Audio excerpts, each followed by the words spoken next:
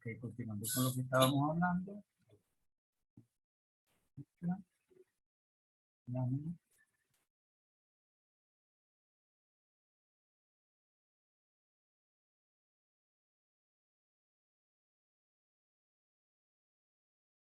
Estamos entonces con los componentes del acto social.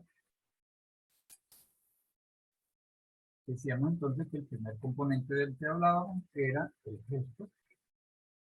Los gestos como el mecanismo básico del acto social, y con ello entonces hacíamos la clasificación que hace nuestro autor sobre estos elementos. Luego nos habla en general de los procesos mentales. Y aquí, entre paréntesis, tenemos que ver qué es lo que es la mente. Porque hoy día todavía está esa discusión, sobre todo con los avances de la neurociencia, en la cual casi todo lo que ocurre en el individuo humano se ve íntimamente vinculado con los elementos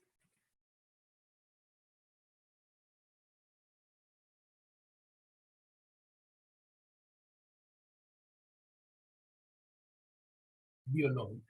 Es decir, para la gran parte de los científicos de la neurociencia, todo lo que ocurre en el ser humano tiene una ubicación en algún lugar del cerebro humano.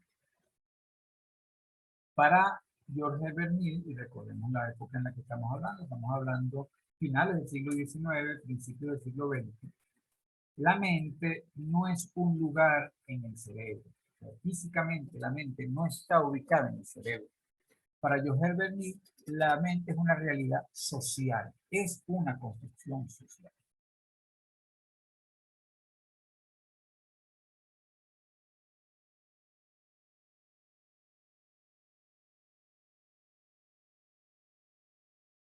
Disculpen, creo que ustedes no me están viendo.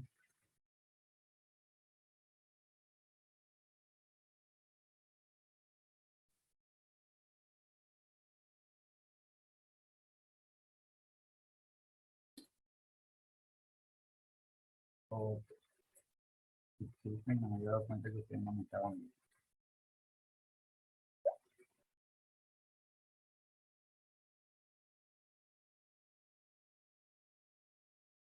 Okay. Entonces, hablaba de la mente. La mente es una construcción social. Es una realidad social, está fuera del cerebro. O sea, el cerebro para él es un elemento de carácter biológico que permite que ocurra la vinculación social. Pero esa vinculación es un hecho social que ocurre fuera de nosotros. La mente es una conversación interna en que tenemos los seres humanos utilizando un elemento social, el lenguaje. Cuando ustedes piensan, cuando ustedes reflexionan, esto mismo de la reflexión es una conversación de ustedes consigo mismo, utilizando como elemento o como vía el lenguaje que ustedes aprendieron. Si ustedes se formaron en Inglaterra o en Norteamérica entre gentes de habla inglesa, seguramente pensarán en inglés. Y si se formaron en un medio en el cual la gente interactúa en alemán, ustedes piensan en alemán. Entonces, ese pensamiento ocurre en la mente, es una construcción social, una conversación de la persona consigo misma. Y como todo en su pensamiento, es un proceso. La mente es un proceso. Es un proceso de constante interacción con el resto de los seres humanos y con la realidad que nos rodea. El otro proceso mental que él menciona es la conciencia. Fíjense que otra vez insiste que la conciencia es un fenómeno social, es un proceso, como todo proceso tiene un inicio, un desarrollo y un cierre, y que la conciencia es también una construcción social, y la conciencia se configura en función del medio ambiente en el cual se da la situación en la cual esté ese organismo humano. Y fíjense que este es uno de los elementos que dan pie a lo que posteriormente van a llamar el interaccionismo simbólico, porque eh, justamente en el interaccionismo simbólico se dice que los seres humanos entran en una relación como estos seres humanos, eh, captando todo lo que existe en ese medio, y ese que también utilizan mucho la metáfora del teatro.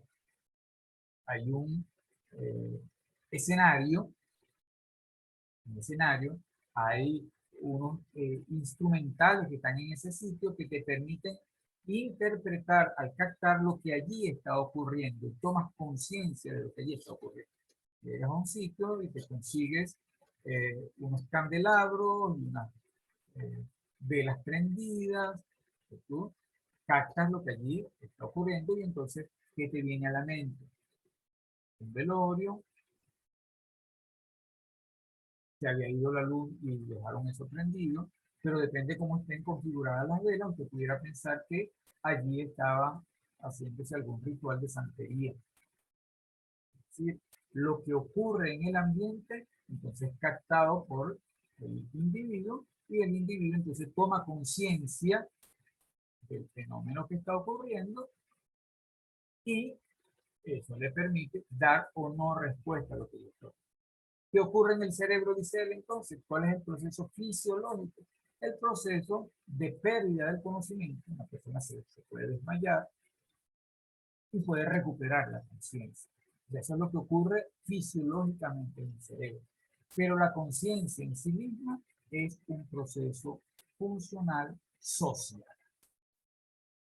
Igualmente el significado. El significado es una construcción social. Se da en la relación.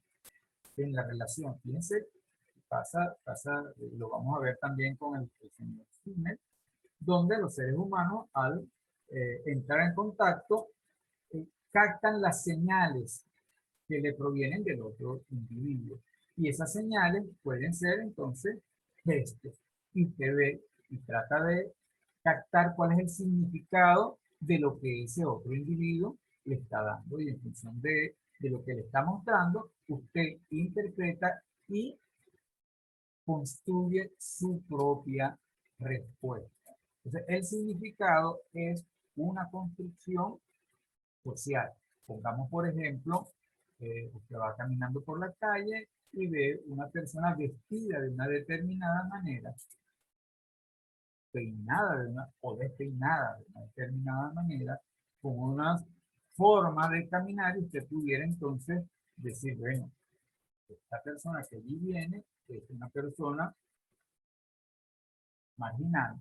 Esa persona puede ser, es un loco, o esa persona que viene allí es un malandro, o esa persona que viene allí es un deportista. Fíjense, una de las cosas que también utilizan los delincuentes a veces para poder acercarse a la gente.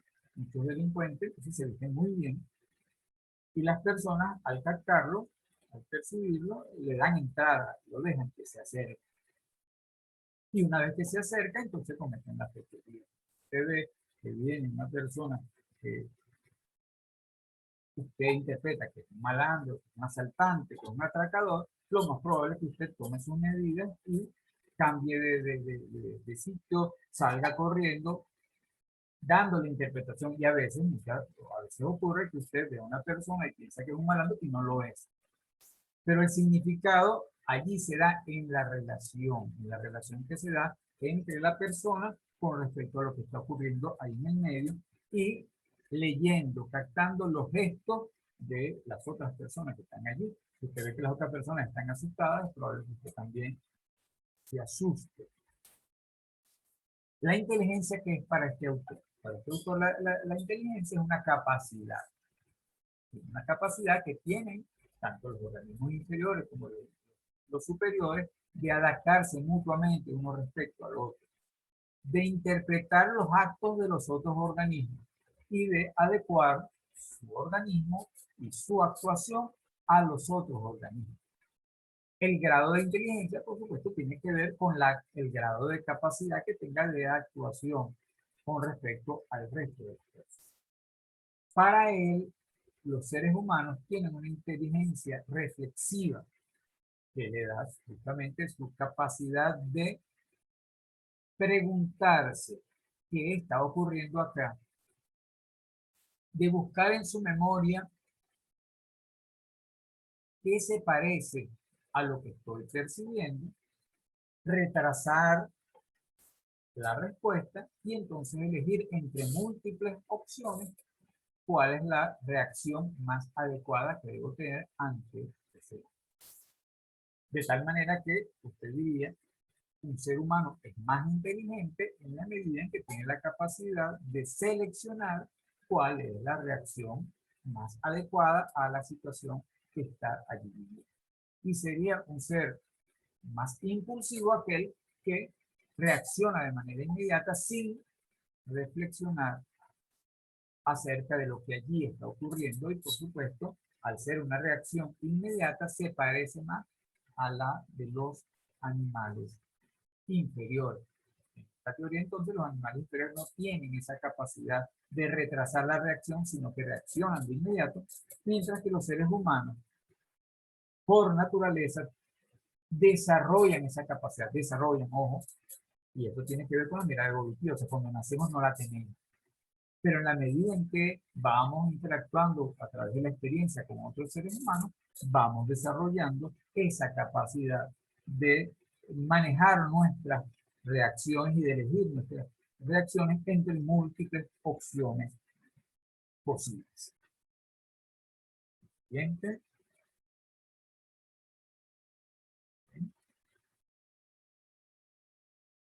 El siguiente elemento teórico del que vamos a hablar es uno de los más importantes. Ya no estamos hablando de un componente en sí mismo del acto. O sea, el acto tiene varios componentes. Vamos a recapitular. El acto tiene etapas como proceso. El acto se inicia con el impulso, viene la percepción, los procesos mentales, la manipulación y la respuesta, como consumación de acto. Esas son las etapas. Y los componentes son el gesto, los procesos mentales está la inteligencia, la conciencia.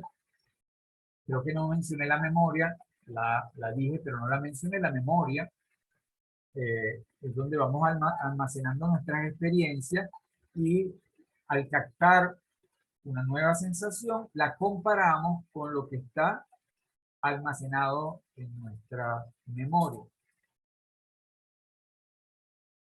Están los procesos mentales, están los gestos, la conciencia, la inteligencia.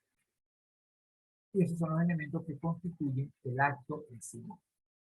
Hay otro elemento muy importante que para este autor y para la teoría es lo que le da un carácter más de ser superior como organismo del resto de los organismos vivos.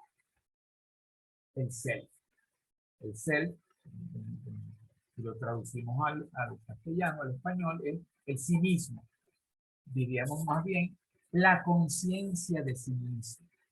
La conciencia de sí mismo. Según este autor, el resto de los organismos animados, el resto de los organismos vivos, no tienen conciencia de sí mismos. Las plantas son organismos que incluso algunas reaccionan. Ustedes seguramente conocen la dormidera. La dormidera es una planta que está abierta y usted al tocarla, ella se cierra. Hay unas flores también que son carnívoras. Entonces, ellas están abiertas, atraen al insecto, al caer el insecto, ellas se cierran. Entonces son, siendo plantas, tienen un comportamiento semejante a otros organismos animados, en este caso cuando decimos animados, que tienen movimiento. Los animales, los insectos, entonces tienen movimiento. Esos son Entonces tenemos los organismos inferiores, muchos de esos organismos inferiores entonces, pueden tener inteligencia, pueden tener memoria, pueden incluso entender significados. Lo que no tienen es el desarrollo de la conciencia de sí mismo. Cuando usted ve a un pajarito frente a un espejo, generalmente no lo vemos frente al espejo, pero lo vemos frente a una ventaja donde ve el reflejo. Ese reflejo que capta el pajarito es interpretado por el pajarito como otro pajarito. Él no se está viendo a sí mismo, no tiene conciencia de su propia existencia. Y al no tener conciencia de su propia existencia, según esta teoría, no tiene conciencia incluso del fin de su existencia. Nosotros, el ser humano, entonces, en algún momento tomamos conciencia de que existimos y del fin de nuestra existencia, es decir, que nuestra existencia es finita, de que nosotros moriremos en algún momento y dejaremos de existir. Esa capacidad, ese proceso, porque todo, como todo en la teoría, es un proceso, tiene un inicio, un desarrollo, un cierre, lo denomina este autor el self. Dice, aquí tomado textualmente de Mill, las relaciones del hombre con las personas que lo rodean son justamente lo que constituyen al hombre. El hombre, cuando nace, no es en sí mismo un ser humano completo, es de la especie humana. Como ente de la especie humana es un organismo que se parece más a un animal. Pensemos en dos leyendas que ustedes seguramente deben conocer. Una, la leyenda de Tarzán de los Monos. ¿En qué consiste la leyenda de Tarzán de los Monos? Tarzán es un niño, hijo de una persona, se supone que es de la nobleza británica, que va en un avión a inicios del siglo XX por alguna parte de la selva africana y cae el avión y los padres mueren y queda ese bebé que es tomado por unos simios, no sé si gorilas, la última versión que vi habla de gorilas, pueden ser chimpancés, simios superiores, lo toman y o sea, crían a ese bebé, a ese cachorro humano, lo crían como un cachorro más. Ese, ese bebé, ese cachorro humano, de acuerdo a la teoría de George Herbert Mead, no llega nunca a desarrollarse plenamente como ser humano, porque solo se desarrolla como ser humano aquel que la sociedad lo construye como ser humano. Y uno de los elementos más importantes es el lenguaje. O sea, a través del lenguaje de esos seres humanos que rodean a este ser que está llegando, le va construyendo su condición y su conciencia de ser humano. La otra es el niño de la selva, una situación más o menos similar. El niño de la selva es criado por una loba y al ser criado por una loba, entonces lo que él aprende es lo que es la vida de esa otra especie. El desarrollo del ser humano tiene etapas y solo se da plenamente si se da en las etapas correspondientes, cuando estamos hablando, en las edades correspondientes. Entonces, ese personaje Tarzán, fíjese que incluso existe lo que llaman el hablar tarzaneado. ¿Verdad? En la leyenda él nunca aprende a hablar como hablan el resto de los seres humanos. De acuerdo a lo que plantea el conductismo social, siempre va a ser un ser rezagado, hoy día lo llamarían con condición, tendría un retraso mental. Tanto ese niño que llamamos Tarzán, como el niño de la selva. Ok, entonces, ¿qué es el self? El self es la capacidad de considerarse a sí mismo como un objeto. Es un proceso social, un proceso de comunicación, que viene siendo comunicación con los demás y en tanto comunicación reflexiva, comunicación consigo mismo. El ser humano desarrolla, o sea, no nace con el self. Él lo tiene como potencialidad y lo va desarrollando en la medida en que se va interactuando con otros seres humanos y se da cuenta de que él existe como ser separado de los otros seres humanos. El bebé, a cierto punto de su desarrollo, no se concibe separado de la mamá. O sea, la mamá y él son una unidad. Hasta que llega el momento en que toma conciencia, se da cuenta de que la mamá es otro ser diferente a él. Y en ese momento toma conciencia de que él es un ser en sí mismo. De tal manera que el ser se desarrolla, lo desarrollan los seres humanos en relación con los otros seres humanos. El otro elemento importante del concepto de ser es esa conciencia de la existencia, pero también del fin de la existencia. Y el tercer elemento de este concepto es que el self también son los múltiples otros yo. Al constituirse, al desarrollarse en relación con los demás, juega un papel muy importante el colocarse en el lugar de los demás en la relación entre unos y otros. Y allí entonces entra lo que se conoce como, lo hemos hablado en otras clases, el rol. O sea, el rol, el papel que juega cada uno de los seres humanos en su relación con los otros es justamente un elemento interaccional que se aprende en la relación social. Y el ser se desarrolla como esa capacidad de colocarse en ese lugar del otro y de desarrollar los múltiples otros papeles. En la literatura hablan de los múltiples otros yo. El ser humano crece y se desarrolla como persona en la medida en que toma conciencia de esos múltiples otros yo, que son los múltiples papeles. El bebé pequeño es solo él. Es solo él. Pongamos que ese bebé es Manuel. Manuel es Manuel. Él, con respecto a los demás, va conociendo a mamá, papá y Manuel. Pero Manuel, en sus primeras etapas de crecimiento, no sabe que él es hijo, no sabe que es primo, no sabe que es sobrino, no sabe que es niño con respecto a niño, no sabe que es hijo con respecto a padre y lo va aprendiendo. En esa medida de asumir los otros yo, en esa medida le está desarrollando su conciencia de sí mismo, es decir, este concepto tan importante que es el ser. El ser tiene dos procesos componentes de sí mismo. Aquí va a ser un concepto bien interesante porque va a incorporar lo que toma de la filosofía dialéctica.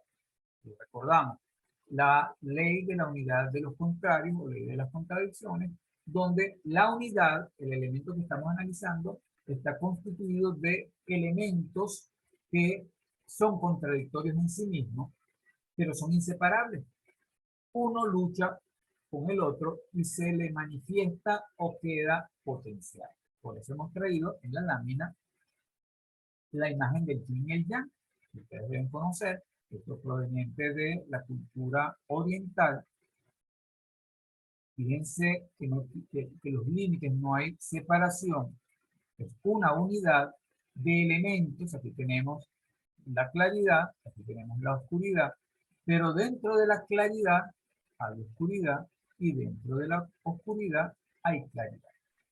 Una de las interpretaciones del yin y el yang es que la claridad como el bien y la oscuridad como el mal, pero desde esta perspectiva no existe bien sin mal, no existe mal sin bien, e incluso en el bien está el mal, e incluso en el mal está el bien. Esa es justamente, en esa complejidad se da la existencia de los entes y de los organismos. En este caso, los seres humanos, en la expresión del ser, somos la unidad dialéctica entre dos procesos. El proceso que sería el mí y el proceso que sería el yo. Entonces, son dos procesos componentes de una misma unidad. Cuando nacemos los seres humanos, fíjense que sigo utilizando el nacer como la primera experiencia. Ya les he dicho que no es así. Pero cuando, digamos, cuando venimos al mundo, nosotros venimos con el yo. Por eso se habla mucho de ese egocentrismo del bebé, del niño. Él solamente existe y no tiene conciencia de que existe lo demás. Y todo lo que ocurre, ocurre porque él está en mí. Ese es el yo. El yo, conceptualmente hablando, es un proceso que expresa, que se expresa como la originalidad, la espontaneidad del ser humano. Es la expresión innata del propio ser humano. Cuando uno habla del egocéntrico, que es un egocéntrico, es una persona que solo concibe la realidad en primera instancia de él mismo y no toma en cuenta a los demás. Ese ego, ese yo, entonces viene siendo lo espontáneo, lo original de la persona. Nacemos entonces con el yo y la sociedad nos va moldeando a través de sus reglas, a través de sus creencias, a través de lo que nos transmite lo que está a nuestro alrededor, lo que nos dicen que es positivo, que es negativo, que se debe, no se debe, que es bueno y que es malo, y lo vamos internalizando. Esa internalización de las reglas, de los valores, de las creencias, va a constituir el mí. El mí, entonces, es propiamente esa construcción social, esa asimilación de las reglas, valores, creencias de la sociedad que va siendo inculcada por los seres humanos que nos rodean.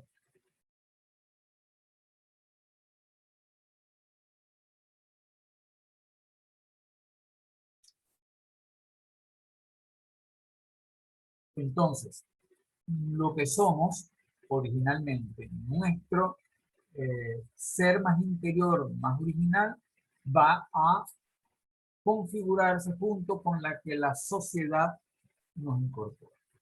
Y entonces lo que somos como seres humanos es la unidad entre uno y otro. En algunos momentos va a predominar eso en que somos originales y espontáneos, y en otros momentos va a predominar lo que la sociedad construyó en nosotros. Pongo como ejemplo el tema de los artistas. En general, los artistas, usted ve que se visten de forma estrafalaria, tienen comportamientos estrafalarios. En los artistas tiende a ver el yo predominar sobre el mí. Tienden a ser menos integrados a lo que la sociedad espera de ellos. Y la sociedad los acepta como tal porque son artistas. No solamente los artistas, vamos a poner, había un caso muy famoso a los que les gusta el fútbol, Maradona. Maradona era él, dice que él jugaba en un equipo y él tomaba ese balón y él lo llevaba hasta meter el gol. Porque era él y lo aceptaban como tal, quienes lo seguían.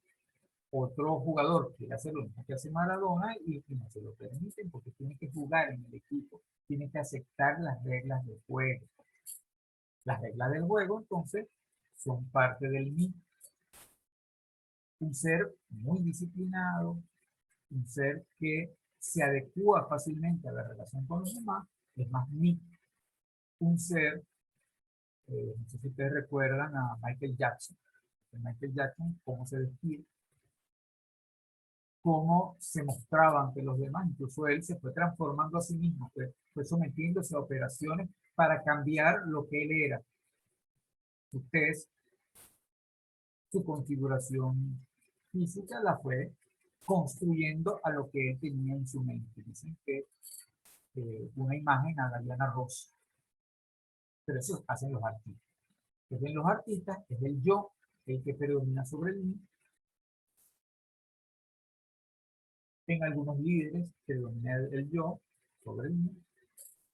Y en la mayor parte de la gente predomina el mí sobre el yo. Son la gente que se somete más a las reglas del juego. Entonces, el ser no es ni yo ni es mí, es yo y mí en conjunto. En las primeras etapas del crecimiento del niño solamente somos yo y el mí a través de, y es un concepto que vamos a ir incorporando y ustedes lo van a trabajar mucho en psicología social, que es el proceso de socialización.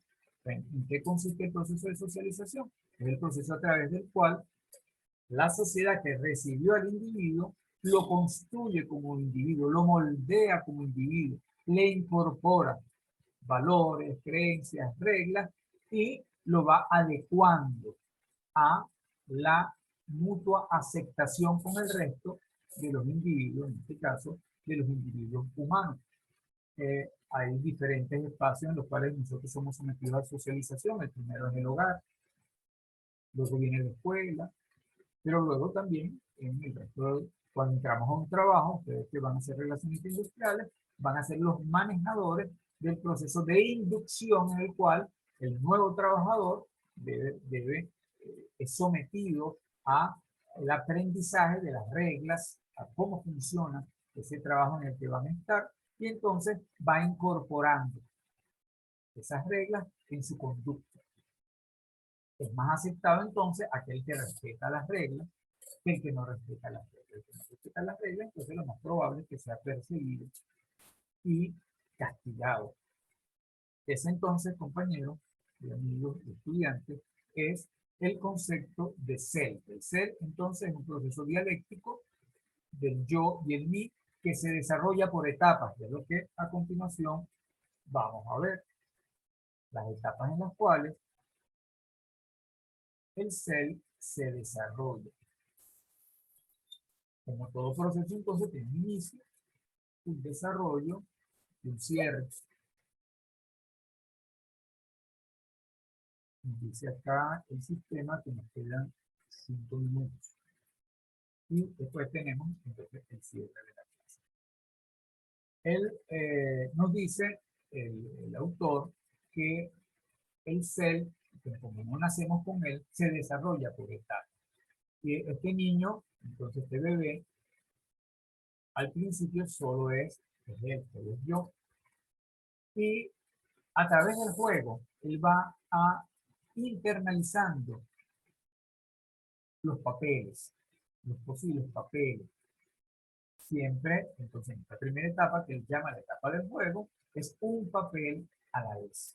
Por eso, entonces, son juegos muy simples, el juego de padre, papá e hijo, el juego del policía y el ladrón, en los cuales hay la interacción entre los roles bien diferenciados, en el cual entonces se aprende uno con respecto al otro. Esa es la primera etapa, entonces la etapa del juego en la cual el individuo humano en proceso de socialización va aprendiendo que él se puede desdoblar, ya no es Manuel, ya Manuel puede ser hijo, ya Manuel puede ser papá, ya Manuel puede ser maestro, ya Manuel puede ser o el policía o el ladrón. Y va aprendiendo entonces que hay otros posibles yo en que desdoblarse, siempre uno a la vez. En general se ubica esta etapa del desarrollo humano en los primeros 7 años. Recuerden que siempre se asigna que a los 7 años es cuando el ser humano entra a tener conciencia de sí mismo. Comúnmente se habla del uso de razón. El uso de razón. Se asume que este ser humano en las primeras etapas, antes de los 7 años, no tiene conciencia de sí mismo. no tiene uso de razón, no tiene capacidad reconocida por la sociedad para tomar sus propias decisiones. Y entonces, a través del juego, va desarrollando esa capacidad. Luego, posteriormente, ya en la pubertad y la adolescencia, en otras dinámicas sociales, en este caso, él habla del deporte, va a entrar en contacto con la conciencia de los múltiples otros yo. Esos múltiples otros yo son los múltiples roles en que se desdobla la propia existencia como ser humano. Allí tenemos, fíjense la imagen, utilizamos la del fútbol para los norteamericanos, sería el fútbol soccer, y que para los que saben de fútbol saben que entonces tenemos una cancha y tenemos dos equipos, y estos dos equipos tienen 11 miembros y este otro equipo tiene 11 miembros. Y cada uno de los miembros del equipo va a tener un papel. El papel del arquero, el papel de la defensa, el papel de los delanteros, el mediocampista. Cada uno tiene un papel. Fíjense, cuando yo hablé de Maradona, entonces hablaba de un hombre que lo único que no hacía era ponerse de arquero. Él hacía cualquier cosa dentro de él, dentro del campo de juego y en el proceso del juego, sustituyendo a unos y a otros, porque él era el dios Maradona. Pero el común de los juegos, cada uno de ellos tiene su propio papel y debe jugar. Debe jugar el arquero, es el único que tiene la posibilidad de tomar el balón en las manos y tiene el papel de defender el arco. Ningún otro jugador tiene la posibilidad legal y legítima de tomar el balón en sus manos. Igual el defensa tiene su papel de defender esta parte del campo, de proteger al arquero. Ya queda menos de un minuto, vamos entonces a desincorporarnos para incorporarnos en la nueva sesión para el cierre de esto que estamos hablando.